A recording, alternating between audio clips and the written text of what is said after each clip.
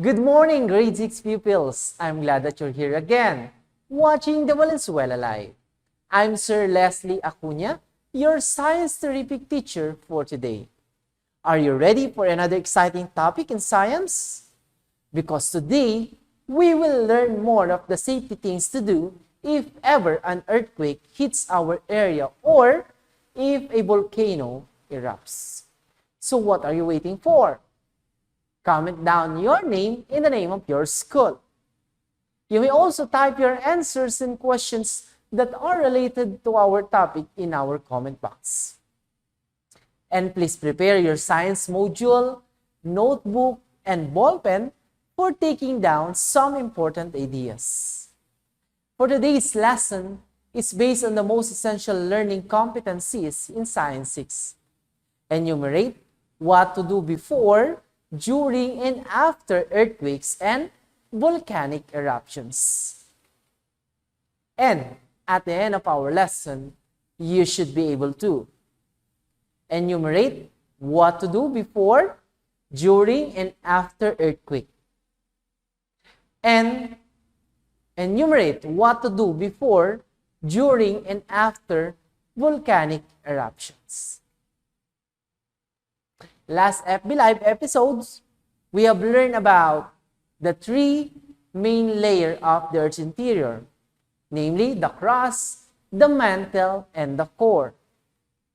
Well, the earthquake is the shaking and trembling of the Earth's crust that results from faulting of rocks and erupting volcanoes. Tectonic earthquakes happens when two tectonic plates move suddenly against each other, while volcanic earthquakes occurs in areas that are associated with volcanic activities. We also learned last week that volcano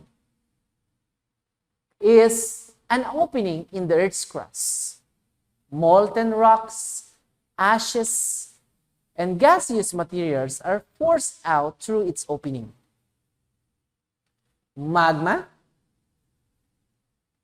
is the hot molten rock beneath Earth's surface, and it is collects before an eruption beneath a volcano called magma chamber. And vent is the opening of the volcano through which magma reaches the surface of the Earth. Crater is the funnel-shaped pit at the top of the volcano. And when it becomes very large, it will be called as caldera.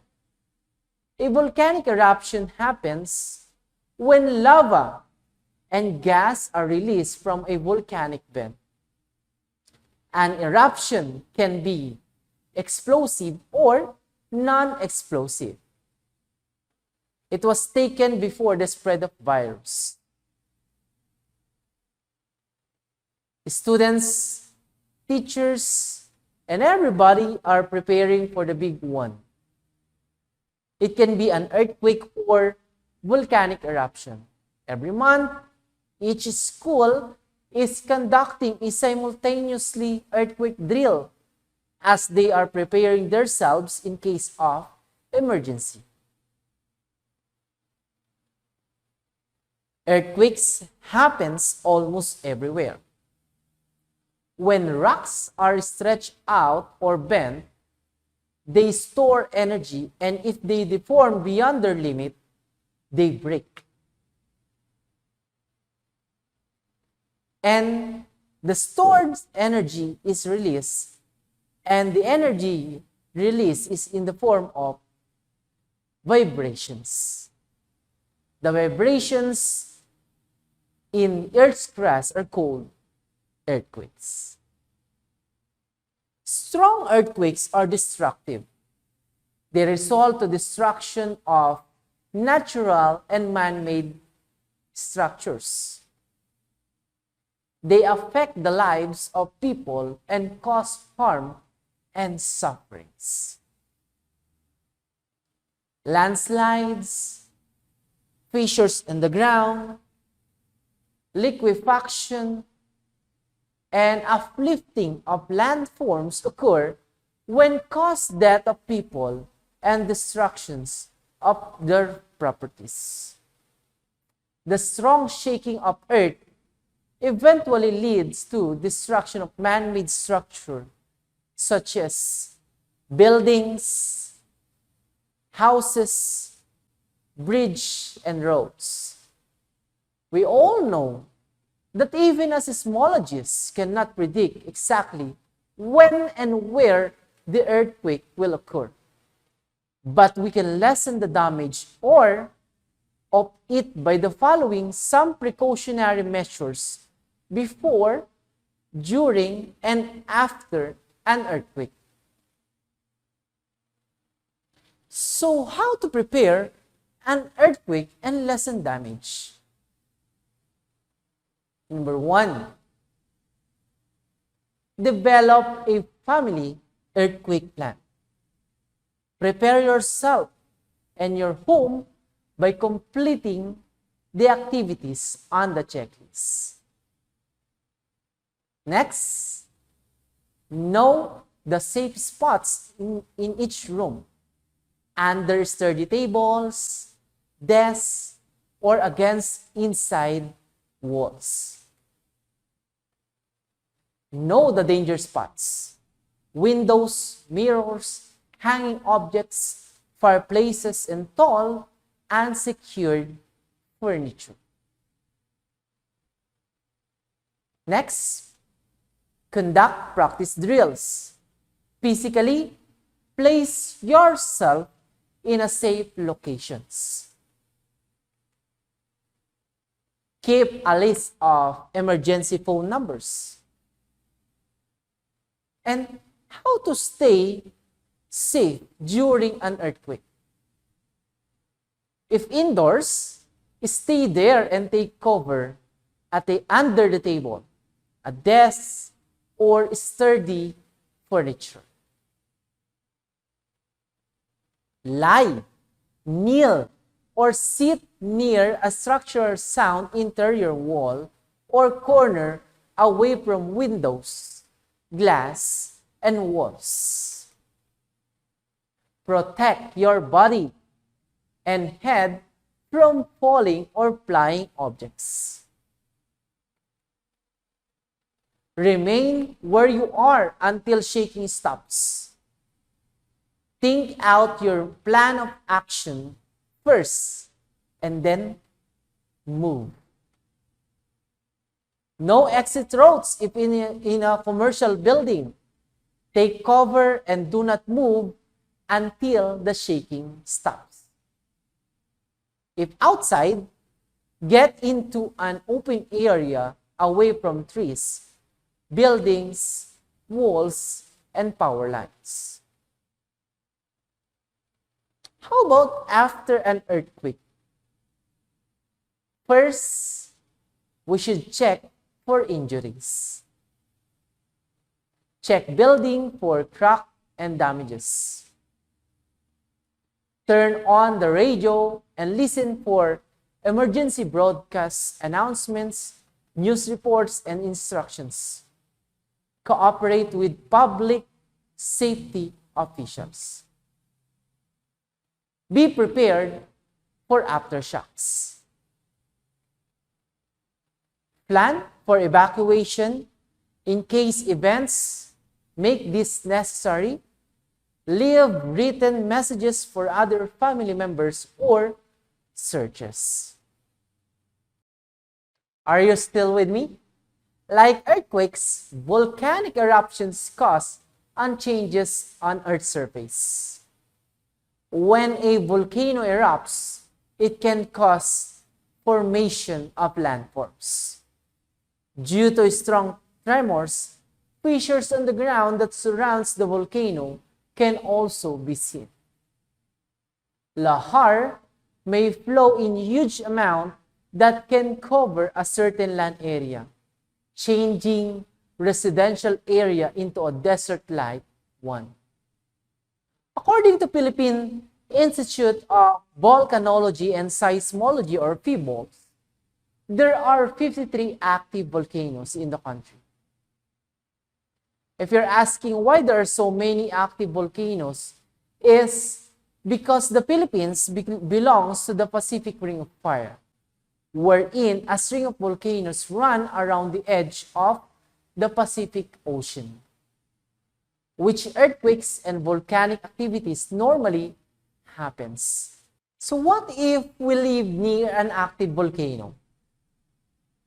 Volcanic eruption cannot be prevented in a natural disaster.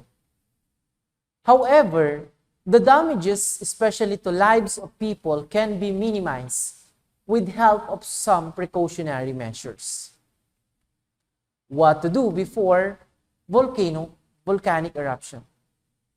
First, close windows and doors to reduce an entry of ash if heavy ash fall is expected to hit the community.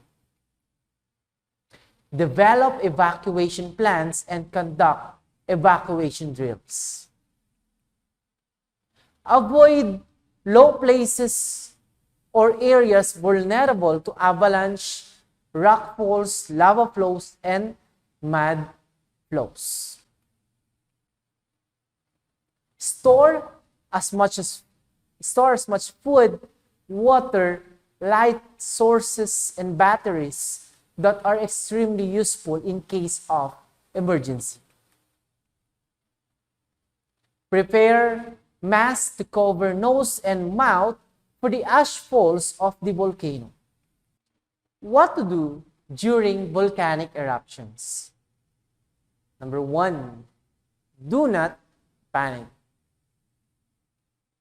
Second is to seek cover in case of ash and rock falls, and use masks to cover your nose and mouth and to avoid breathing in the ashes. If inside the house, close all doors and windows to avoid letting in the ashes. Always stay indoors and watch for your kids. They might be tempted to go out. Stay in the evacuation center and wait for further instructions, and do not leave until said so. What to do after volcanic eruptions?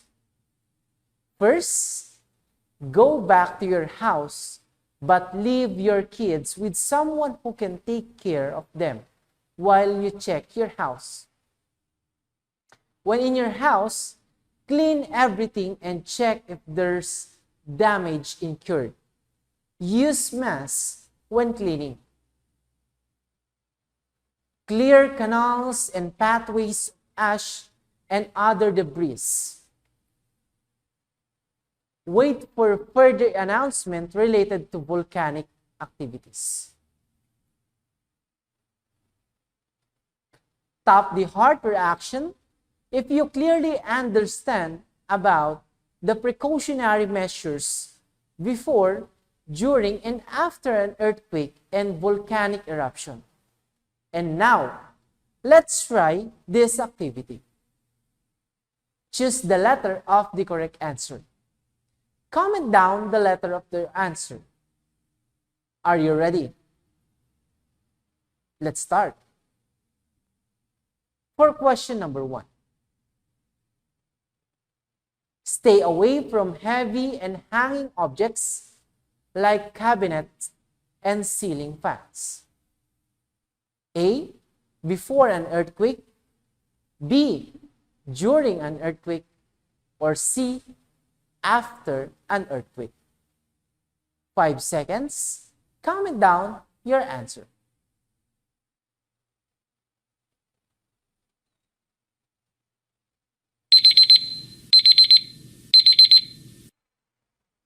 Alright, the correct answer is letter B, during an earthquake. Number 2, prepare canned goods, noodles, and other food items on your emergency bag. A, before an earthquake. B, during an earthquake, or C, after an earthquake? 5 seconds. Comment down your answer.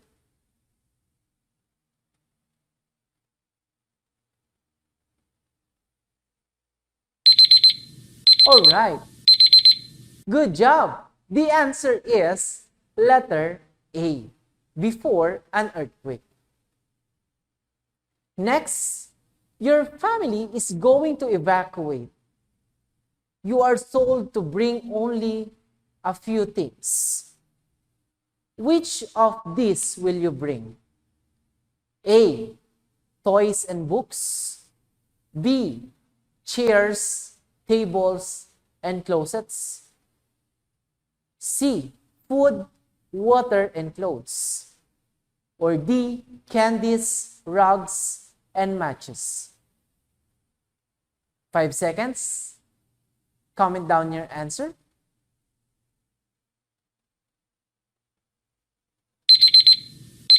Okay. The correct answer is letter C, food, water, and clothes. For question number 4, a bulletin was issued to warn people that a volcano may erupt within a week. What should the people living in the danger areas do? A, follow orders to evacuate. B, cover the roof with wet socks. C, wait for the next bulletin. Or D, reinforce the roof of their houses. 5 seconds. Comment down your answer.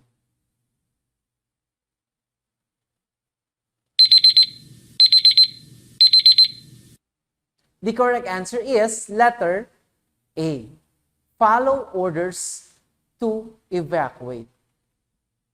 For the last number, keeping a list of emergency numbers and preparing a family emergency kit is one of the safety precautions that must be observed blank an earthquake. A, before an earthquake. B, during an earthquake. Or C, after an earthquake. 5 seconds. Comment down your answer.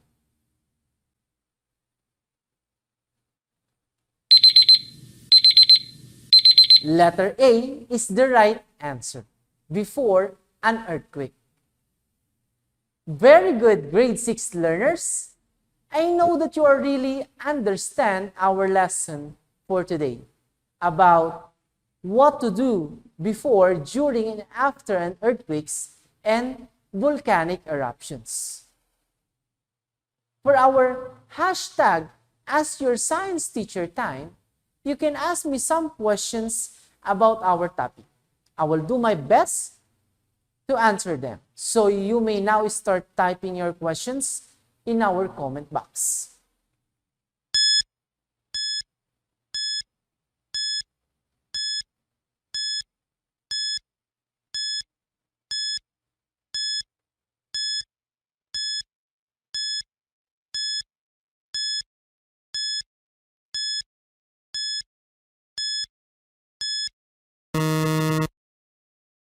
All right, time's up.